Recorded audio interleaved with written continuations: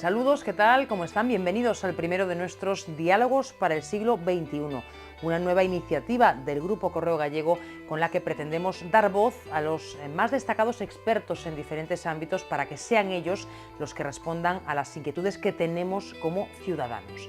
Nada mejor para iniciar esta andadura que ocuparnos de la cuestión que más nos preocupa, la salud, y en particular de los avances que se están registrando para frenar las dolencias que tanto daño causan.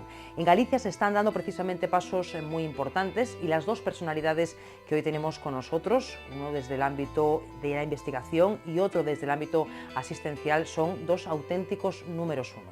Hoy están con nosotros el profesor Ángel Carracedo y el doctor Rafael López.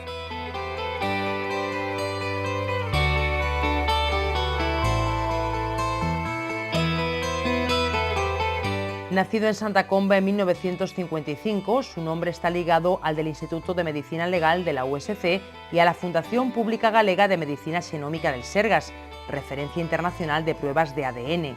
Ejemplos de la extraordinaria labor de este catedrático de la USC es la creación de un equipo líder mundial en genética forense y en genómica clínica que consiguió, entre otros muchos logros, abrir nuevas vías para la identificación de los cánceres de colon, mama y tiroides. Natural de Vilamartín de Valdeorras, donde vino al mundo en el año 1959, ostenta la jefatura del Servicio de Oncología del Complejo Hospitalario Universitario de Santiago, el CHUS. Estudió Medicina y Cirugía en la Universidad Autónoma de Madrid e hizo la especialidad en el Hospital General de Oviedo. Durante 2 años estuvo ampliando estudios con una beca en Ámsterdam. A su vuelta, antes de regresar a Galicia, montó la unidad de oncología en el Hospital de Vitoria.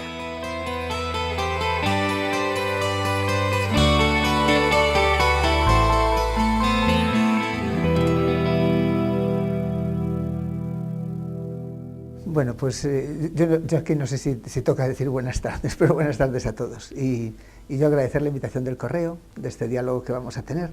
Y entiendo que vamos a hablar de salud, de cáncer, de enfermedad, de genética. Y yo quería empezar por preguntarle a Rafa yo mismo, de cosas que, para empezar a enfocar un poquito el diálogo. Una cosa que pregunto siempre a la gente, y es hablar del concepto en sí mismo de enfermedad. Y siempre le pregunto a la gente, Rafa, ¿para ti la fiebre es una enfermedad o un síntoma? Igual que para todos. Claro, evidentemente es un síntoma, ¿no? Vale. Es un síntoma. Y una hipertensión, y una artritis, y una esquizofrenia, y una... ¿Para ti? Pues es un conjunto de síntomas, de unos daños que se producen en el organismo y que se manifiestan de esa forma. Yo creo que tanto tú y yo estamos de acuerdo en que el concepto de enfermedad, que está cambiando mucho en estos años, tiene dos componentes, ¿no? Un componente genético a través de alteraciones en los genes o en toda la maquinaria de transmisión de los genes, porque hoy ya creo que es más complejo incluso que los propios genes, y después el ambiente, que influyen y que interaccionan, y que muchas veces por cuestiones de azar o por causas determinadas o puntos precisos producen estas enfermedades. Así es, así es. Yo lo que sí reflexiono siempre es que muchas veces, efectivamente, una fiebre, la fiebre decimos enfermedad, decimos síntoma, porque decimos es el síntoma de algo que sabemos que muchas veces es el síntoma de una infección, puede ser el síntoma de otras causas. Pero llamamos el síntoma porque sabemos a veces la causa de ese síntoma. Es un signo físico, igual que la hipertensión es un signo físico, nada más que te sube la tensión, o que la diabetes es un signo físico, no controlas el azúcar, o que la artritis es un signo físico, te hincha la articulación, pero le llamamos enfermedades. Son un conjunto de signos nada más. Le llamamos enfermedades porque todavía no sabemos exactamente las causas que son. Los tratamientos de las enfermedades podemos tratar los síntomas o podemos tratar a veces las causas. En una fiebre, si tratamos las causas, si tratamos a todo el mundo que tiene fiebre con un antibiótico, solo curamos unas pocas fiebres. Yo creo que el gran problema de la enfermedad es que necesitamos, y es lo que se está avanzando enormemente y es el futuro próximo, estamos cada vez entendiendo más las causas moleculares, esa interacción gen-ambiente que decías, las causas más íntimas. Y entonces la podemos subclasificar y la podemos, sobre todo, conocer los orígenes. Yo creo que en poco tiempo, hipertensión, artritis, inflamación, en definitiva, serán simplemente síntomas, como lo es ahora la fiebre. Y diremos, esto es la alteración de tal gen, que el síntoma que le produjo es este y este otro. Y puedo tener tratamientos sintomáticos, pero también puedo tratar muchas veces, cada vez más y poquito a poquito, la causa, porque veo esta confusión, que llamamos enfermedad simplemente a un conjunto de signos y síntomas, pero no a la naturaleza, no a la causa real de la enfermedad, porque no la sabemos. ¿No te parece? Evidentemente todavía no sabemos la causa, y la causa todos pensamos que puede estar en esa interacción, ¿no?, que entre los genes y el ambiente, o entre la epigenética o entre las proteínas y el ambiente, porque no podemos olvidar toda la maquinaria de producción de las células, ¿no? Pero al final también lo que tenemos es un daño, y el problema de la hipertensión no es tener la cifra de la tensión alta, sino el daño vascular que produce y la rigidez de las arterias, aunque yo me estoy metiendo en un terreno que no soy muy experto, pero si vamos a alguno que igual conocemos un poco más, como es el cáncer, el problema no es tener un bulto en un brazo, sino que ese bulto produce metástasis y al final termina por invadir los otros órganos y dejar que funcionen por un mal funcionamiento. Y lo que tenemos que hacer, lo que deberíamos hacer, evidentemente intentar conocer la causa y aniquilarla o corregirla para que no siga produciendo, pero hay que buscar también algún sistema de revertir el daño que se produce en el cuerpo. Y eso todavía es complejo y digamos que todavía es más futurista. Yo creo que tú posiblemente veas más la causa o tengamos, nosotros tengamos deseos de controlar la causa, pero ir a revertir el daño que se produce, eso todavía nos llevará mucho más tiempo. Sí, yo estoy de acuerdo, pero mira, una reflexión que te quiero hacer. Estoy de acuerdo, pero entiendo que muchas veces un problema acaba produciendo unos efectos colaterales que son difíciles a veces de revertir. Es lo mismo la fiebre. La fiebre es un síntoma, pero te puede producir una convulsión febril que te haga mucho daño. Tú puedes tratar el síntoma, pero yo creo que por supuesto, tienes que tratar todos los efectos colaterales que se van produciendo del problema. Pero es muy importante entender las causas, porque es la manera, primero, de prevenirlo, segundo, de poder entenderlo mejor.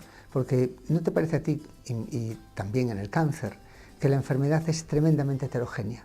No hay como son signos y síntomas, no hay una esquizofrenia, hay las esquizofrenias. No hay un autismo, hay los trastornos del espectro autista. No hay una causa de hipertensión, no hay un cáncer de colon. ¿No te parece que la enfermedad es heterogénea en sí misma, porque sus causas son distintas, solo que dan el mismo grupo de síntomas o signos o acciones? Sí, porque al final lo que estamos viendo con las enfermedades es el funcionamiento de las células o del grupo de células que forman los tejidos y al final producen estos datos.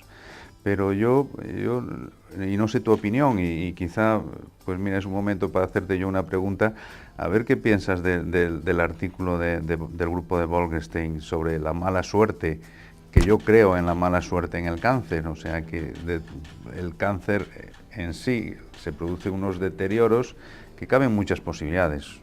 ¿Cuántas posibilidades de errores genéticos pueden haber a lo largo de la vida de que se pueden ir acumulando? Millones, más quizá, y todo eso pues son una serie de errores por mala suerte que en algún momento uno es el causante de que haya más detrás, se acumulen más, y eso posiblemente sea en la mayoría de los tumores un problema de suerte o de mala suerte o de azar. Y ese es el origen de que sea tan diverso el tumor en sí. Sí, tiene razón, pero es un azar diseñado por la biología. Mira, yo siempre le cuento también a la gente que al principio no había vida en la Tierra cuando se formó, ni había muerte ni había enfermedad. En un momento determinado surgió la vida. Surgió la vida en base con un ácido nucleico. La vida no es más que una molécula de ADN que se divide. Así empezó la vida. Y había vida, pero no había muerte ni había enfermedad. El libro de la vida, que programa la vida de cualquier ser vivo, tuvo que programar, cuando se hicieron organismos ya como nosotros de muchas células, una instrucción que fue la muerte. Porque si no, no sería posible vivir. Si las células no muriesen, no tuviesen programada la muerte celular, y está programada con instrucciones concretas, como bien sabes, nuestro cerebro pesaría 500 kilos y nuestros intestinos medirían 1000 kilómetros. La vida sería imposible. Entonces se tuvo que programar la muerte celular. Pero tuvo que programar también otra cosa, que fue que en cada división celular y de padres a hijos, de vez en cuando cambiara algo, porque si no seríamos todos iguales. Eso es la mutación. La mutación, estamos diseñados para que de cada 1.000.000 de letras en cada división celular cambie una. Eso puede ser bueno o puede ser malo. Puede anular, por ejemplo, una de esas instrucciones de muerte celular y se produce un cáncer. Es un azar, pero un azar inevitable, porque si no hubiera esa diversidad, las especies como especies no podrían vivir. La mutación es el motor de la evolución y es la causa de nuestra diversidad y la causa de nuestra existencia. Y es inevitable, es un azar, pero un azar inevitable. Y un azar que también entiendo que se favorece según las circunstancias, de eso sabrás tú, pero no, supongo que no será lo mismo el azar de tener mutaciones que producen melanoma en mí mismo o en mis hermanos los fareros que están más al sol, o en los labradores que tienen que trabajar. Quiero decir que es un azar, pero un azar donde las posibilidades se pueden multiplicar por efecto del ambiente en ambientes determinados. Está claro, ¿no? O sea, y yo creo que el tabaco, por poner un ejemplo, es el causante o el favorecedor, más que el causante, del 30% de los tumores, ¿no? Y es una medida ambiental realmente nefasta para el mundo, para la sociedad, ¿no? Pero el problema de esto es que lo que tenemos que, y yo creo que estamos a punto de seleccionar las mutaciones o los cambios genéticos malos para intentar frenarlos o por lo menos eliminarlos o tenerlos ahí aparcados de alguna forma y dejar que los cambios de la diversidad, que son realmente maravillosos. El mundo diverso es el pleno realmente, si fuésemos todos iguales sería muy aburrido, ¿no? Entre otras cosas. Pero ese es el reto, seleccionar entre... Y en cáncer lo sabemos, ¿no? O sea, los oncogenes son genes buenos en la mayoría de las circunstancias. En algún momento se convierten en malos. O los genes supresores, que posiblemente sean los que realmente, numéricamente por lo menos, son causantes de más tumores, son genes reparadores. O sea, que tienen una función muy buena y que están funcionando continuamente. A eso me refiero, o sea, a seleccionar... a evitar las mutaciones malas, hablando ya en términos de mutaciones, para vivir no más, que habrá un tiempo estipulado, sino vivir mejor y vivir sin enfermedades y con el mínimo sufrimiento. Yo no creo que podamos evitar las mutaciones malas, porque las mutaciones son azar. Y en cualquier gen que conduce un tumor, un oncogen, o que un gen que lo repara se altere, aparezcan mutaciones, es inevitable. Y que aparezcan mutaciones es inevitable. Lo que sí que creo que podemos aprender y que debemos aprender es ver, y yo creo que eso es lo que estamos haciendo, es ver cuáles son, para empezar, las mutaciones que se producen en los distintos grupos de tumores. Cuáles son las mutaciones que llevan a otras mutaciones y a otras, y el tumor acaba convirtiéndose... La célula acaba convirtiéndose en una célula enloquecida que no hace muchas de las funciones biológicas para las que estaba programada y puede migrar, puede desde luego, vivir infinitamente. Esto es el objetivo que yo me congratulo, de que España participe en el Consorcio Internacional del Cáncer, habiendo cogido uno de los cánceres, que es el de la leucemia linfocítica crónica, que nosotros también como universidad participamos en ese proyecto. Pero yo creo que es importante encontrar cuáles son los tumores, las mutaciones que originan los distintos tumores y que las conducen. También como el ambiente va cambiando esos tumores. Pero también, sobre todo, que yo estoy absolutamente convencido, bueno, creo que yo y todos, y tú, que no va a haber un tumor, los tumores van a ser, son distintos, o sea, no hay tumores iguales, no hay enfermos iguales. Y lo interesante es intentar poder estratificar la enfermedad, el poder decir, estos que tienen cáncer colorectal, a este grupito le pasa esto, a este grupito le pasa esto, a este grupito le pasa esto, a este grupito le pasa esto otro, y estos pueden beneficiarse de esta terapia, y estos de esta otra terapia, y estos de estos de otra terapia. Yo creo que en lo que es la estratificación de la enfermedad, y a pesar de ser un problema tan complejo, en la enfermedad que más estamos avanzando, de verdad te lo digo, que pienso que es el cáncer. Le está quitando diferencia a otras enfermedades donde el enfoque sería parecido, pero que todavía estamos más atrasados. Y mira que es un problema complejo, porque las mutaciones que se pueden acumular en un tumor, en un melanoma, son más de 100.000. En un tumor de pulmón, no sé, pero unas decenas, unos miles seguro. Y entonces yo veo que hay que ir por ahí, hacia una subclasificación de los problemas y a unos tratamientos personalizados, bueno, a una medicina personalizada, que yo creo que en el cáncer es donde más se está avanzando. Sí, eso está claro, que toda la evolución del cáncer va en ese sentido, ¿no? En descubrir qué grupos de pacientes se pueden beneficiar y podemos controlar con unos tratamientos. Aunque siendo un poco crítico y tenemos que de vez en cuando replantearnos la situación, miramos hacia atrás, hacia el cáncer de testículo, que por cierto es el tumor que más se cura. El cáncer de testículo avanzado es el tumor que más se cura de todos los tumores, llegando a una curación aproximadamente un 95%, y es por una sola droga, que por chiripa se descubrió, el cisplatino, que se le dio a los pacientes y que de repente un tumor, por cierto que no tiene muchas mutaciones, pero un tumor que era mortal, por un fármaco se elimina de la tierra. ¿Pero tú crees que va a ser lo mismo con otros tumores que tienen muchas más mutaciones distintas que pueden ser drivers, que pueden ser conductoras del problema? Yo creo que sí, con más complejidad. Evidentemente en el cáncer de pulmón, donde hay varias vías o varios genes que pueden ser responsables y que encima, más que esos genes que están ahí, que son responsables, el peligro es que encima los tumores van cambiando de día a día. Uno de los retos que tenemos en ciencia y en diagnóstico, en oncología y en esto de la medicina de precisión, de la oncología de precisión en que estamos persiguiendo, es que estamos analizando el tumor del paciente que se le quitó hace 6 meses o hace 3 años. Y ese no es el mismo tumor que tiene en ese momento.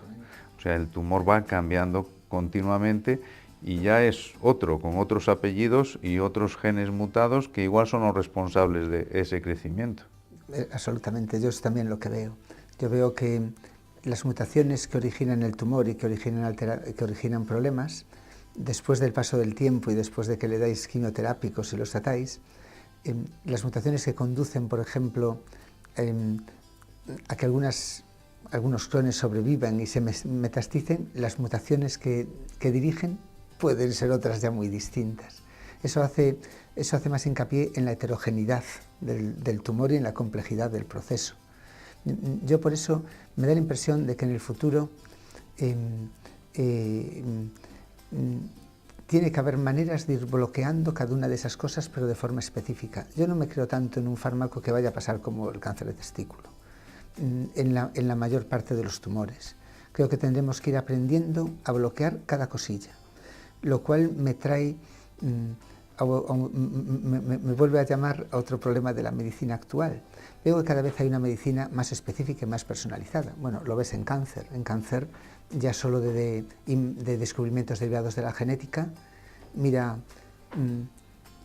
los inhibidores del PARP, por ejemplo, para cáncer de mama hereditario, que es un problema interesante en Galicia para hablar, por esta mutación fundadora que tenemos aquí. O yo qué sé, el cáncer de ovario, los PARP también. Los PARP, o por ejemplo, los anti-EGFR, o todos estos compuestos específicos para bloquear vías concretas. Entonces, yo veo que cada vez más existen fármacos que cuesta más hacerlos, que llevan más desarrollo, que son para grupos de pacientes ligados a biomarcadores que les vale solo para ese grupo. Por ejemplo, el trastuzumab, la Herceptina para cáncer de mama, que solamente vale para aquellos pacientes que tienen un gen alterado, sobreexpresado, que se llama el ER2, pero que son el 20% o así, ¿no? 18. Entonces, claro, ¿tú cómo ves esto? Porque cada vez va a ser una medicina que va desarrollando fármacos más específicos para ir evitando problemas específicos, pero cada vez más cara. Este es el problema de cómo es el sistema sostenible. ¿Qué se puede hacer? ¿Cómo lo ves? Porque, ¿cómo lo ves? Que vosotros tenéis muchos ensayos clínicos y muchas cosas.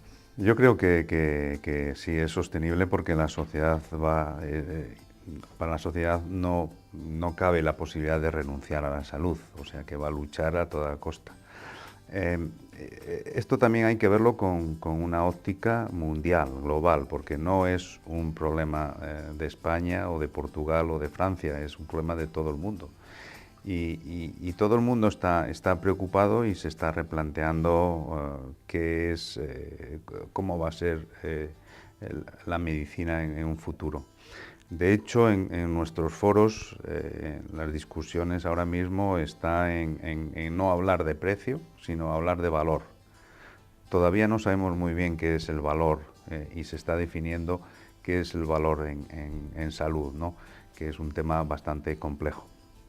Pero sin duda alguna, la sanidad no hay que mirarla con un prisma, con una óptica de gasto, sino que es de inversión. Yo tengo datos de los americanos que están pensando que en 15 años ellos van a dedicar a sanidad el 35% de su presupuesto interior bruto. Y para ellos continúa siendo inversión, porque cada dólar que meten en sanidad creo que revierten 2.5 o 2.75, no sé los datos, o sea que cuanto más se mete, la gente más sana está, más se trabaja, más dinero hay y se mete en un círculo virtuoso para aumentar lo que es el bienestar de toda la sociedad. O sea que es importante, uno, pensar que sanidad es invertir y que la previsión mundial es cada vez invertir más en sanidad hasta unos límites de 25, 30, 35%. Y no va a ser un problema del gasto en fármacos o del gasto en tecnología, que eso va a estar controlado, porque la tendencia actual ya es a mantener esos niveles. El problema es que cada vez habrá más pacientes mayores, con mucha patología y con muchos tumores. Los tumores están asociados a la edad. Cada vez se vive un poco más. Pacientes de 90 años con tumores que antes nunca se trataban, ahora ya se empiezan a tratar. Porque ya tienen una esperanza de vida y una calidad de vida que es aceptable para la sociedad. Este es el reto. El reto es conseguir más financiación para mejorar la calidad de vida y la supervivencia de nuestros conciudadanos. Sí, está muy ligado también a la necesidad de la inversión en investigación. Yo una cosa aquí sí que de esto sí que es como más lo mío, sí que lo que puedo ver realmente es el cambio espectacular que hemos tenido desde que yo empecé en el panorama de la investigación biomédica aquí. Realmente yo recuerdo cuando fui a Suecia, hace tantos años, ya hace 35 así años, que veías un mundo diferente. Aquello era como si fuese, yo qué sé, era como si alguien de algún país, de Ruanda, Burundi, viene de repente ahora a Suecia y dice, esto es impresionante, secuenciadores por todas partes. Y ahora en cambio voy y no noto algunas diferencias, sobre todo en el salario de la gente y en la cantidad de gente, pero no en los medios ni en las ideas, y noto que las diferencias se han reducido muchísimo. Noto que particularmente aquí, incluso en estos años de crisis se ha conseguido, ha seguido teniendo impulso todo lo que es la investigación biomédica. El ver en nuestro entorno de la universidad y el hospital, pues el CIMUS, todos los laboratorios de investigación que tenemos, la Fundación Xenómica, cantidad de gente trabajando, era algo impensable.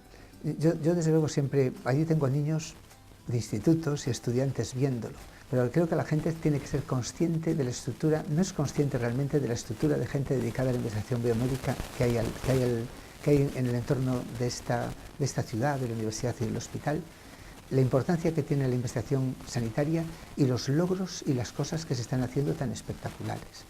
A mí sí me da muchas veces miedo también airear los avances, como aireamos tantas veces, de avances de investigación. No te da miedo, porque parece que la gente, parece que solucionamos todo cuando realmente es todo un pasito a pasito, pasito a pasito.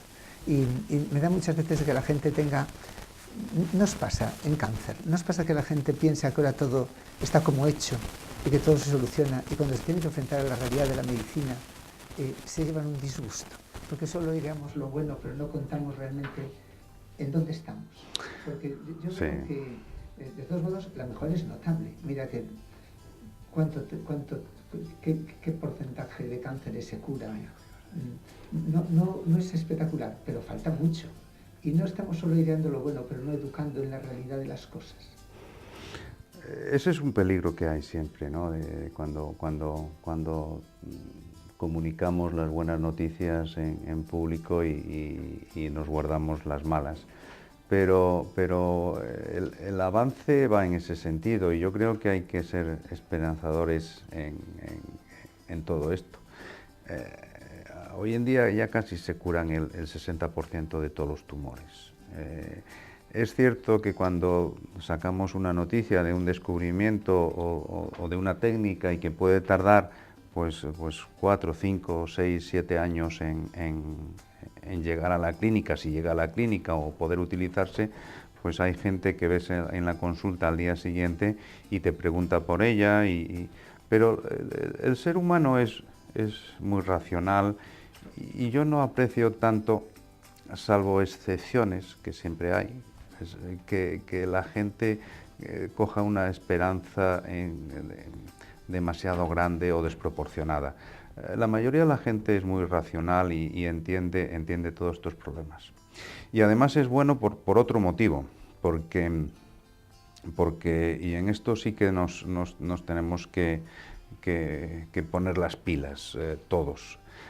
Un fármaco hoy en día tarda una media de 14 años en salir al mercado y cuesta 1.300 billones de euros en sacarlo, y eso claramente es ineficiente.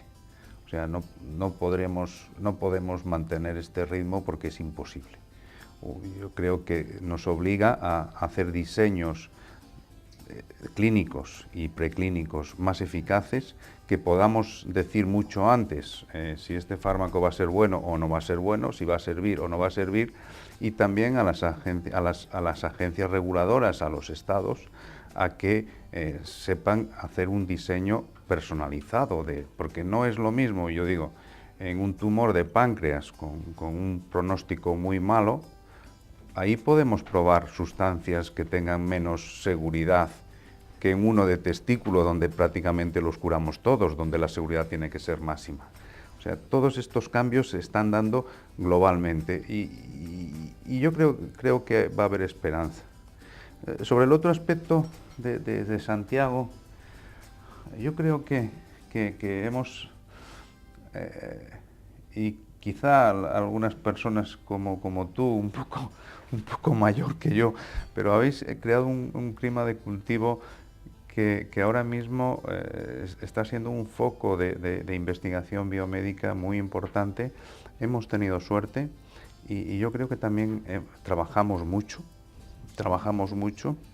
y han coincidido varias especialidades y varias circunstancias que han favorecido, igual también buena suerte en conseguir todo esto, y hoy en día estamos en una posición competitiva, pero también porque salimos fuera, estamos compitiendo a nivel europeo. No nos estamos centrando en nuestra terruña solo. En ese sentido, bueno, grupos como el mío es de lo que vive básicamente de los proyectos a nivel europeo, por eso la crisis no nos ha afectado. Pero decirte que España, en esta convocatoria, que no sé si lo sabes, de Horizonte 2020, ha tenido un éxito sin precedentes. Como siempre, los países que más proyectos consiguieron fueron Reino Unido y Alemania, liderando Holanda, que es un ejemplo muy bueno, un espejo muy bueno en el que hay que mirarse, pero España inmediatamente después, tanto como Francia, y proyectos liderados por España, 6. Nosotros nos fue muy bien, 2 y lideramos 1, también los 2 de cáncer, por cierto, que son los 2 muy bonitos. Yo tengo mucha ilusión. Uno es por buscar predictores de riesgo en cáncer de colon y mama, y otro es para buscar intentar subdividir los cánceres de mama molecularmente, pero ya con información ambiental, o sea, interacción gen-ambiente en cáncer y estratificación. Pero a España, ya te digo, le fue muy bien y nunca había tenido este éxito, y aquí no nos fue mal. Yo cuando veo esto, cuando veo también que antes publicar en un top journal, en Nature o en Science, aquí era impensable. Ahora publicamos uno y ya no damos saltos de alegría, pero ya no es la de decir, lo conseguimos, ya es algo que es casi rutina. Grupos como el nuestro en Nature y Science publican 4 o 5 artículos al año. Hace 20 años, hace 15 años, Galicia no había publicado ni uno en su historia.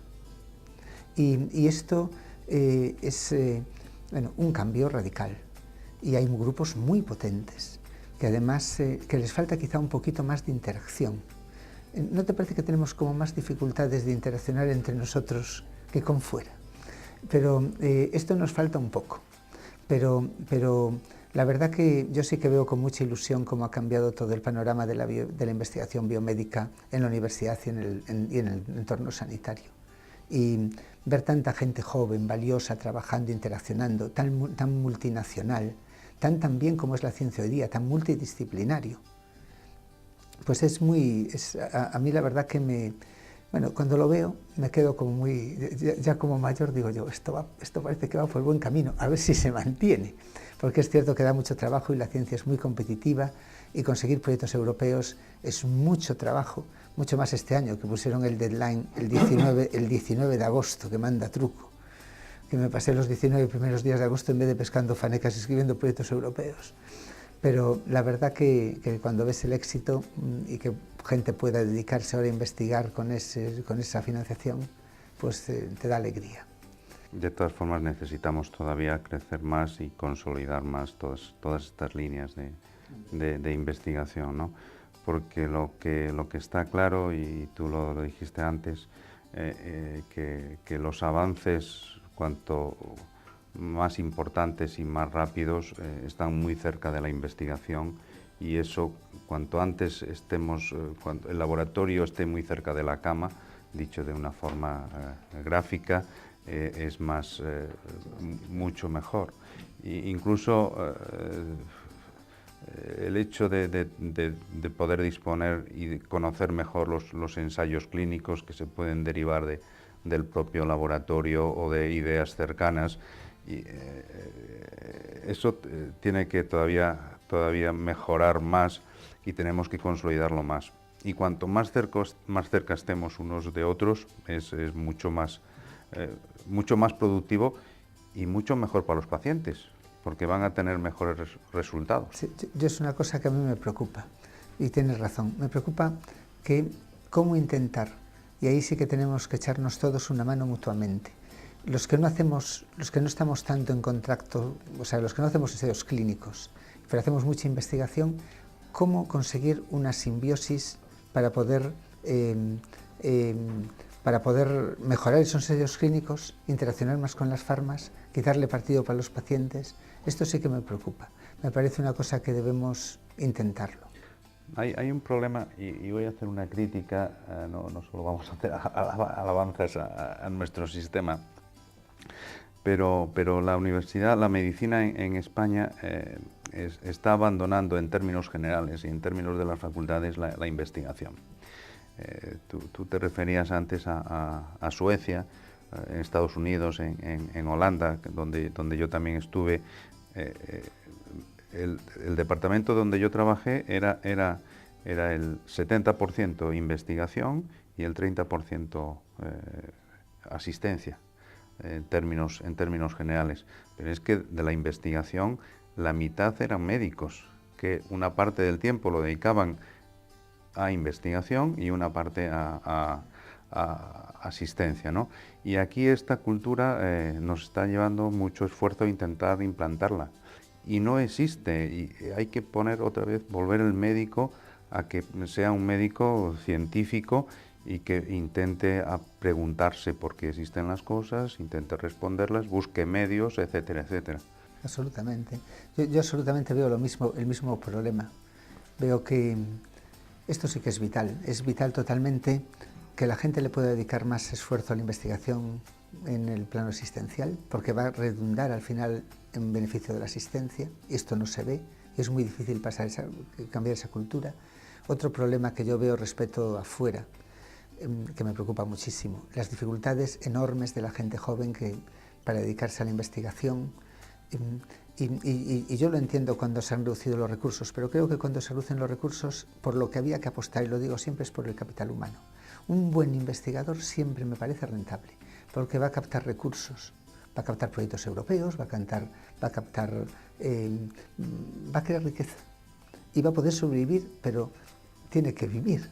Yo es donde lo veo. Veo que la clave, donde debemos hacer esfuerzos, es intentar captar talento y retener el que hay, y a nivel asistencial el intentar conseguir ese sueño que está siendo tan difícil, como tú dices, que la gente que hace asistencia tenga curiosidad, los grupos que hacen asistencia se dediquen en un porcentaje, ya no digo el 70%, ese sería un sueño tan grande pero que se dediquen progresivamente más a la investigación, que yo sí que veo que eso, ¿no te parece que se ha estancado un poco? Está muy estancado, pero yo creo que empieza ya en las propias facultades. Las facultades hoy en día, y es una crítica que quiero hacer que sea positiva, tienen que apostar más por formación científica, por formación de ciencia y por formación de trabajo en equipo, que no es lo que yo estoy apreciando en estos momentos.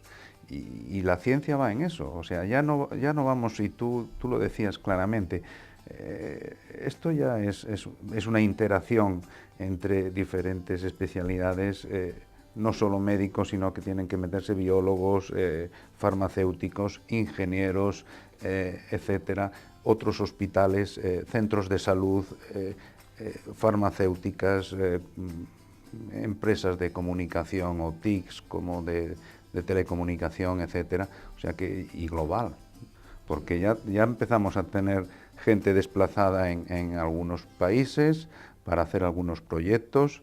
En todos los proyectos se contemplan posibilidades de estancias en los centros con los que somos socios para que puedan interaccionar, cambiar ideas, hacer experimentos. O sea que tenemos todavía que globalizarnos un poco más. Sí, empieza en las facultades, yo voy a decir que empieza en la primaria o en la secundaria, porque es un problema básico también del sistema educativo.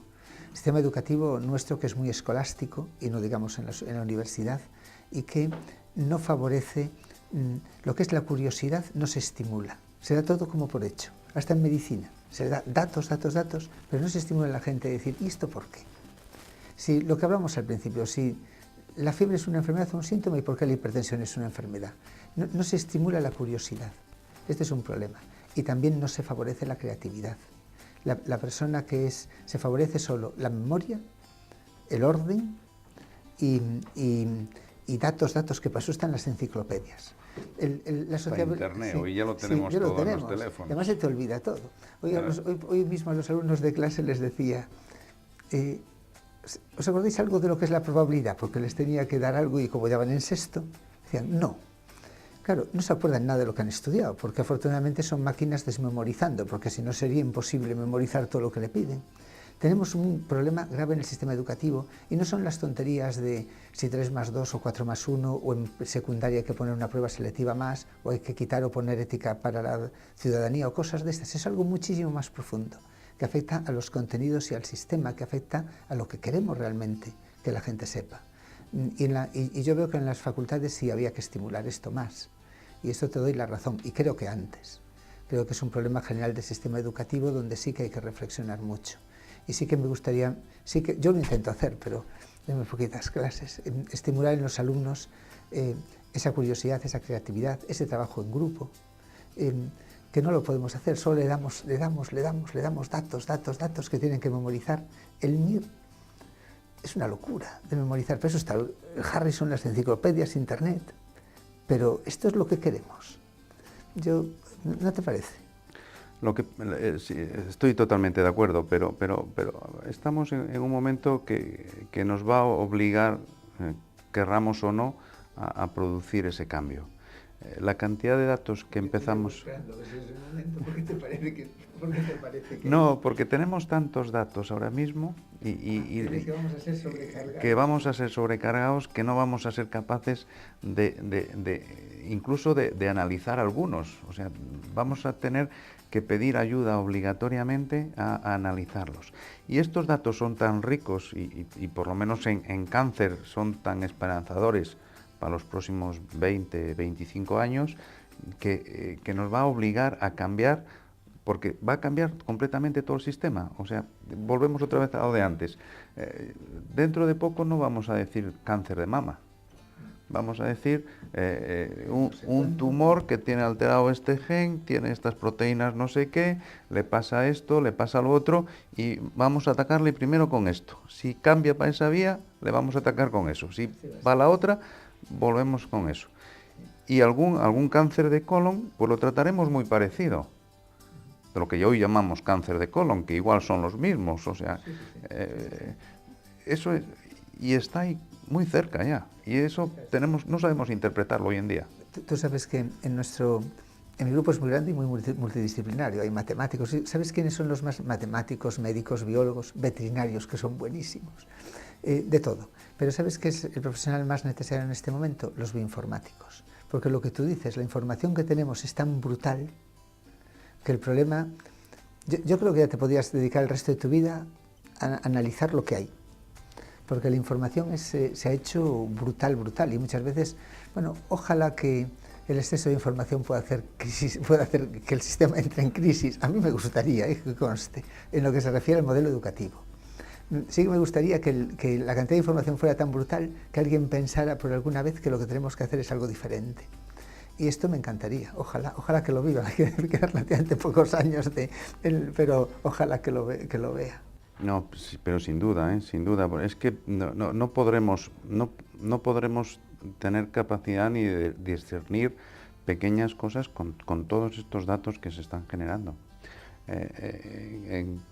Claro, incluso en la medicina muy asistencial. Yo cuando empecé oncología me sabía, que no soy especialmente listo, me sabía perfectamente todos los fármacos, cómo funcionaban los efectos secundarios, la farmacocinética, todo, de todos los que había, que eran 15. Hoy en día ya no me sé ni un décimo de los que tenemos, y cada vez más dificultades. Me pasa también en genética. Todavía preguntan genes en el MIR, cosa que yo creo que se han vuelto locos, pero antes tú sabías los 5 genes responsables de enfermedades.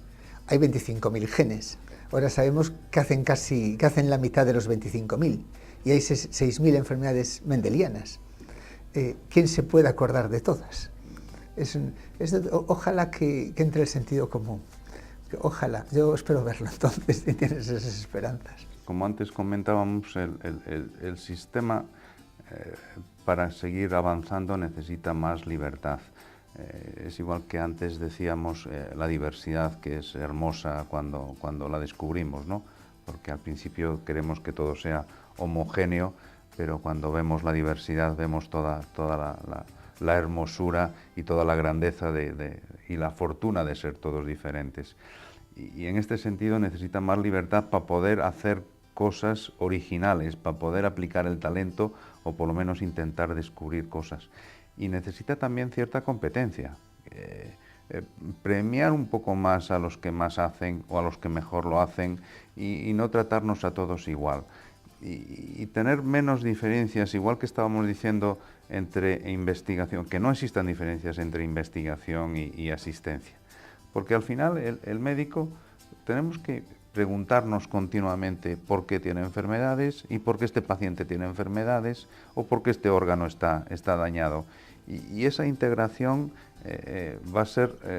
tiene que ser la resultante primero de un convencimiento social y después del avance hacia el futuro.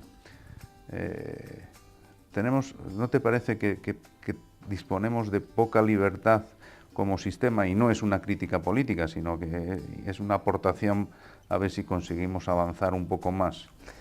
Yo creo que es una crítica política acertada, porque política en el sentido de lo que es la política, lo que es la interacción de la sociedad y sus agentes. Yo creo que has dado la clave. Yo creo que sí hace falta más libertad, que hace falta variedad de modelos, que hace falta competencia, pero la competencia en base a premios al que consigue las cosas. Simplemente el ver eso fue la clave de la evolución y fue la clave de la supervivencia de las especies y es la clave del progreso, siempre dentro de unos criterios lógicamente de equidad y de justicia social y de responsabilidad social. Pero esto me parece que es la clave y no puedo estar más de acuerdo en lo que tú dices. Hay que dejar de distinguir, hay que valorar igual la investigación, la asistencia, todo es en conjunto, todo. Hablo en el sector biomédico. Lo mismo que en la universidad me parece que es lo mismo. Vale lo mismo la docencia y la investigación porque todo está mezclado. Y lo que hay que valorar es el trabajo bien hecho y tener modelos distintos, lo que tú dices, para aprender de los modelos de más éxito. Y para ello hace falta tener libertad. Y de todas formas estamos en un momento que tenemos que acelerar todos estos cambios porque es un momento excitante. O sea, todo el conocimiento que está aflorando en las enfermedades crónicas. Nosotros tenemos que hablar de cáncer porque es de lo que más conocemos, ¿no? Pero en todas las enfermedades que llamamos crónicas, en reumatología, en la cardiología moderna también, en otras, es tan apabullante y va a producir tantos cambios, ya algunos ya los está produciendo ahora mismo.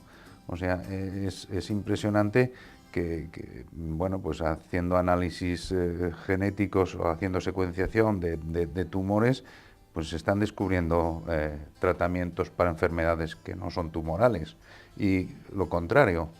Sí, y no solo es en cáncer. Imagínate, ¿quién nos diría a nosotros que podíamos saber ya ahora la causa de muchísimos autismos, que hace 2 años no se sabía ninguna? ¿Cómo se podía sospechar que la esquizofrenia y la inmunidad tenía que ver? Que no sospechábamos nada hace 2 años. Y son todos avances que se han producido y muchos que se han producido aquí.